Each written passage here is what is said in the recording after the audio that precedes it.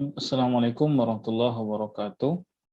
Baik, pada kesempatan kali ini kita akan kembali belajar materi terkait dengan modul 13 yaitu tentang Internet Control Message Protocol atau ICMP.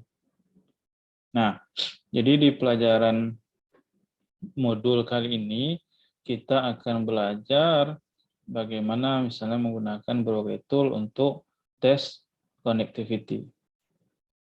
Nah, di sini ada dua subtopiknya, yaitu materi terkait dengan ICMP message dan juga ping dan threshold testing. Yang pertama adalah tentang ICMP message. Jadi di ICMP message ini kita akan mengenal ada yang versi 4-nya dan ada yang versi 6 message-nya. Nah, yang jelas ICMP ini dia menyediakan feedback ya atau umpan balik tentang isu-isu terkait dengan proses dari paket IP ya dalam kondisi tertentu.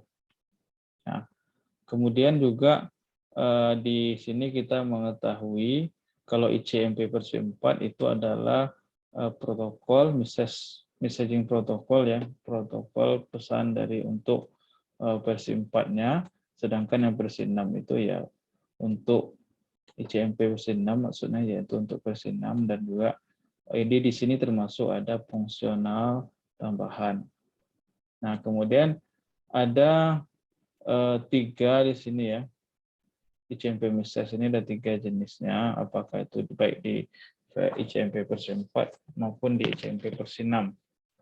Di sini ada host reachability, ada destination atau service unreachable, dan time exceeded. Nah, jadi ini kita lihat nanti apa maksud dari ketiga istilah ini. Kemudian juga di sini ada catatan ICMP versi 4 itu pesan ICMP versi 4 are not required, tidak dibutuhkan, dan often not allowed, yang sering tidak diizinkan dalam sebuah network untuk alasan keamanan. Kemudian ini yang pertama tentang host reachability. Jadi di sini biasanya pesan ICMP Echo itu bisa digunakan untuk tes ya reachability jangkauan dari sebuah host dalam sebuah network IP. Nah, misalnya contoh bisa kita lihat di gambar itu localhost ya, yang ini dia ngirim host send sebuah ICMP echo request ke host. Jadi dia request ke sini gitu kan. Nah, jadi nanti kalau memang available, kalau tersedia, di jawaban I'm here katanya, berarti destination host-nya akan merespons dengan membalas dengan echo reply. Nah, itu yang host reachability ya. Yang kedua, destination or service unreachable. Nah, kalau ini biasanya pesan ini digunakan untuk memberitahukan itu ya, menotifikasi sumber bahwa sebuah destination itu atau layanannya unreachable, tidak terjangkau ya. Nah, jadi di sini biasanya ada kode-kode gitu kan. Jadi ICMP message ini akan include dengan sebuah kode ya yang mengindikasikan mengapa paket itu tidak terkirim. Nah, itu misalnya di sini ada beberapa a few destination unreachable, katanya beberapa tujuan yang tidak tercapai kodenya untuk yang versi 4. Misalnya kalau yang 0 itu artinya adalah net unreachable ya, networknya. Kalau yang 1 berarti host unreachable ya, hostnya tidak terjangkau. Kalau yang 2 berarti protokol unreachable. Nah, yang ketiga port unreachable. Nah, sedangkan kalau yang kode di versi 6 misalnya yang unreachable 0 artinya tidak ada rute ke destination, ke tujuan. Kalau yang 1 itu artinya komunikasi dengan destination, dengan tujuan secara administratif itu diblok atau dilarang, prohibited ya, misalnya ada firewall di situ. Kemudian yang nomor 2 maksudnya adalah beyond scope of the source address, artinya di luar jangkauan atau luar scope dari alamat sumbernya, source-nya ya. Nah, sedangkan yang ketiga itu address unreachable, arti alamat yang tidak terjangkau. Yang nomor 4 artinya port unreachable. Nah, portnya tidak terjangkau. Kemudian time exceeded. Nah, jadi kalau time exceeded ini, misalnya ketika time to leave ya TTL field dalam sebuah paket itu decremented turun ke 0, maka sebuah HTTP version 4 time itu time exceeded message dia akan mengirim ke source host. Nah, dia akan mengirim ke host asalnya gitu ya, host sumber. Nah, jadi biasanya kalau di HTMP versi 6 dia juga mengirim sebuah time exceeded message ya. Nah, kalau yang di versi 4 ini dia TTL IPv4 TTL field. Nah, ini yang biasanya di HTMP versi 4 kan. IPv4 TTL field. Sedangkan yang HTMP versi 6 dia menggunakan nih IPv6 hop limit field untuk menentukan kalau paketnya expire. Kemudian di pesan HTMP ini juga ini ada fitur baru gitu yang untuk meningkatkan fungsionalitasnya yang tidak ditemukan dalam HTMP versi 4. Nah, di sini ada 4 protokol baru gitu kan yang sebagai bagian dari Network Discovery Protocol atau NDP ya, ND or NDP.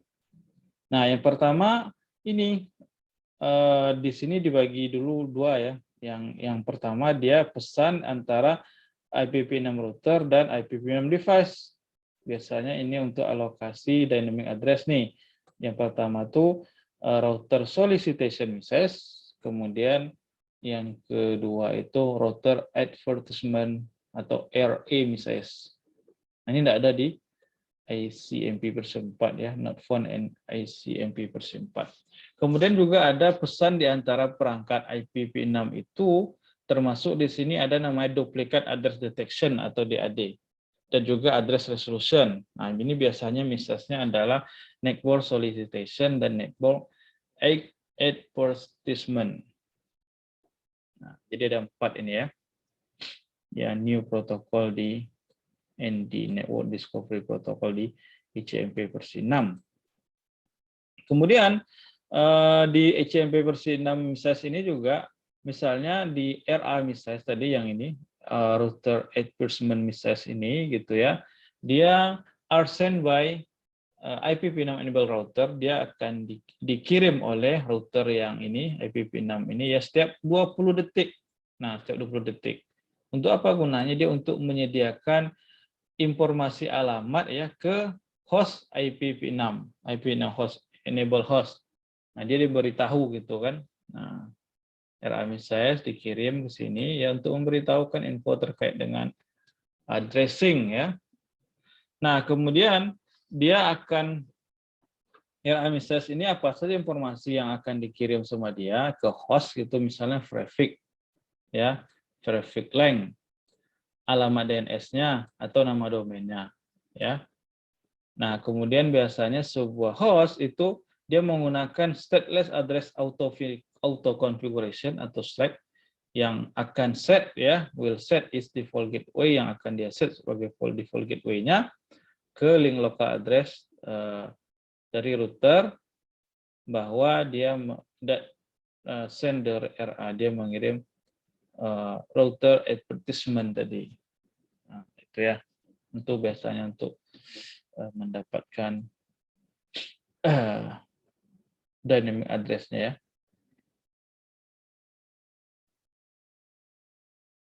Kemudian di sini juga router ini ya, IPv6 router ini dia juga bisa, dia akan mengirim send out RA message ya in response to RS message untuk bertanggung jawab terhadap RS message. Jadi dia kirim RA message ini ke host maksudnya kan.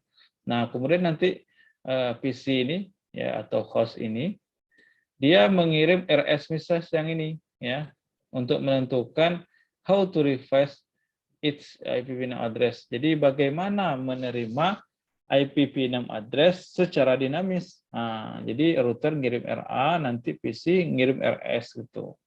Nah, ini prosesnya ya. Jadi R1 reply di sini. Ya, sini R1 reply to the RS with RA message. Jadi dia reply gitu kan, membalas ke RS ya. Kemudian misalnya prosesnya PC1 mengirim sebuah message, "Hi, I just boot up." Jadi dia PC1 ini baru booting lah gitu kan, booting. Maka kemudian dia bertanya apakah IPv6 router on the network ada tersedia gitu kan. Nah, dia mau tahu, dia mau dapat IP address secara dinamis gitu. Maka dia R1 akan mereply dengan mengirimkan ini, RA message ini. Ya. Nah, baru kemudian dia sebut you can use Slack. Jadi kamu bisa menggunakan Slack untuk mendapatkan IP global unique address. Nah, ini traffic-nya katanya kan. Nah, kemudian link lokalnya sebagai default gateway. Nah, jadi itu prosesnya kira-kira seperti itu. Kemudian di ICMP message ini juga versi 6 ini maksudnya sebuah perangkat atau device itu diberi sebuah global IPv6 unique cache atau link local unique cache address. Nah, ini biasanya digunakan melaksanakan ini untuk duplikat the address detection, untuk mengetahui ada address yang duplikat ya. Sehingga untuk memastikan bahwa IP versi 6 ini unik. Nah, untuk ngecek uniknya sebuah alamat itu, dia perangkat ini akan mengirim namanya NS message, network solicited tadi ya, yang ini tadi, NS. Nah, network solicitation message. Nah, ya, with its own IP address, dengan IP address-nya sendiri sebagai target dari IPv6 address. Jadi dia kirim nih NS message nih, ke router misalnya. Jadi if another device on the network has this address, jadi kalau ada perangkat yang lain punya alamat ini gitu kan, maka dia akan respon dengan NA message ya, memberitahukan ke pengirim tadi ya bahwa alamat sudah digunakan. Nah, jadi itu fungsinya NS message dan NA message tadi ya. Nah, untuk duplikat address detection DAD. Kemudian di dalam ini juga di CMP Personal Message ini ada juga untuk menentukan MAC address di sini ya, MAC address tujuan. Maka device juga akan mengirim namanya NS message tadi ya ke addressnya, ke host addressnya gitu.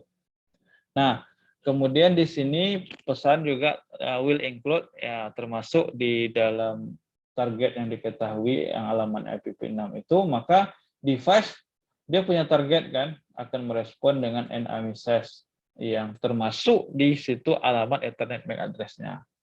Nah, misalnya contohnya di gambar ini, R1 itu ngirim namanya NS message, ini dia kirim. Kemudian dia kirim ke sini ya, 110 kan ini. Maka dia akan jawab asking ya, jawab untuk MAC address-nya langsung. Nah, ini MAC address-nya. Jadi itu juga ya tujuannya ICMP Personal Message ini. Oke. Kemudian yang 13.2 ping dan threshold test. Nah, dalam ping atau test connectivity ini ya yang paling sering kita gunakan ya kan. Jadi perintah ping ini itu adalah sebuah testing ya di versi 4 ataupun di IP versi 6 utility yang mana dia menggunakan ICMP echo request dan echo reply message untuk mengetes connectivity antara host ya dan menyediakan sebuah summary bahwa include terus sukses rate-nya ya, misalnya seperti ini sukses rate-nya kan. Nah, kemudian dan rata-rata round trip time-nya untuk ke destination. Nah, jadi itu biasa informasi dari ping ini ya, ini juga nih. Kemudian if a reply is not received dalam timeout, jadi kalau misalnya tidak diterima dalam timeout, maka ping dia menyediakan sebuah pesan ya, mengindikasikan bahwa sebuah responnya tidak diterima gitu. Nah, itu. Nah, kemudian juga biasanya untuk first thing itu dia timeout ya. Makanya dia ARP atau dibutuhkan ND ya. Nah, sebelum dia mengirim ICMP ke request-nya. Nah, kemudian yang loopback. Nah, loopback ini juga biasanya digunakan untuk tes internal aja. Ya, apakah ping ini diketik ke sini 127.0.1. Ini kan untuk mengetahui apakah IP Internet Protocol itu terinstall di host, bekerja atau tidak, gitu, beroperasi atau tidak di host gitu ya. Kemudian ping default gateway. Nah, ping default gateway ini ya can be used, bisa digunakan untuk tes kemampuan dari sebuah host berkomunikasi di local network. Nah, itu ping, perintah ping ini ya. Kemudian juga misalnya alamat default gateway ini juga sering digunakan untuk karena memang router itu biasanya secara normal dia beroperasi. Jadi kalau misalnya sebuah ping yang successful ping katanya ke default gateway, itu apa artinya? Bahwa host dan router itu, interface router itu dia serving as a default gateway. Jadi dia artinya memelihara dia sebagai gate ya, sebagai gateway, dan dia beroperasi buat operasional ya, beroperasi keduanya di local network. Nah, kemudian if the default gateway does not respond, kalau default gateway tidak respon, maka ping itu bisa dikirim ke IP address dari host yang lain di local network. Nah, apakah dia beroperasi gitu ya. Oke, itu ping default gateway. Kemudian ping a remote host, berarti ping ini jarak jauh. Nah, jadi bisa digunakan untuk kemampuan tes ability of a local host katanya, untuk kemampuan sebuah local host berkomunikasi melewati jaringan internet network. Kemudian sebuah local host bisa ping ya, host can ping a host ya, sebuah local host bisa ping ke sebuah host di dalam remote network dalam jaringan jarak jauh. Kemudian successful ping, jadi kalau pingnya sukses melewati internet network, itu mengkonfirmasi bahwa confirm connection on the local network ya, itu mengkonfirmasi juga jaringan lokal gitu. Nah, biasanya juga dengan catatan banyak admin itu membatasi kan atau melarang ya, misalnya entry masukkan pesan ICMP. Nah, untuk alasan security ya. Kemudian trace route. Nah, ini untuk mengetes jalur biasanya, jalur-jalur. Jadi ya, ini adalah utility yang digunakan untuk menguji the path ya, jalur di antara dua host, dan dia menyediakan sebuah list dari hop ya, bahwa apakah dia sukses mencapai along the path ya, yang mencapai tujuannya ya. Jadi apa aja hop-hop yang dilintasi sama dia gitu. Nah, kemudian trace route ini juga menyediakan round trip time ya, untuk setiap hop along ya, untuk setiap hop di antara path-nya, dan mengindikasikan if dia kalau file misalnya itu dia ada an asterisk kalau dia lost atau unreply. Nah, tanda bintang nih ya. Kalau tidak jalan hop file katanya. Kemudian informasi ini juga bisa digunakan to locate a problematic router, untuk melokasikan sebuah masalah router ya di path, atau juga banyak mengindikasikan bahwa router is configured not to reply, atau router tidak dikonfigurasi untuk mereply. Untuk tidak mereply ya, not to reply. Jadi ini misalnya trace route ke 198.42, nah ini adalah hopnya gitu kan, untuk sampai ke 42. Kemudian ini juga biasanya ada first message ya, pesan pertama yang dikirim dari trace route itu akan memiliki nilai field TTL1 katanya. Jadi ini juga akan menyebabkan TTL timeout pada router pertama. Nah ini TTL timeout the first router. Nah, kemudian router ini kemudian merespon dengan pesan ICMP time excited. Nah, ini ya direspon sama dia. Time excited katanya. Nah, kemudian juga test route ini secara bertahap dia menambah ya, secara progress maksudnya increment the TTL field ya, bidang TTL itu ditambah 2, 3, 4 untuk setiap urutan pesan. Nah, jadi ini juga sebenarnya untuk memberikan ya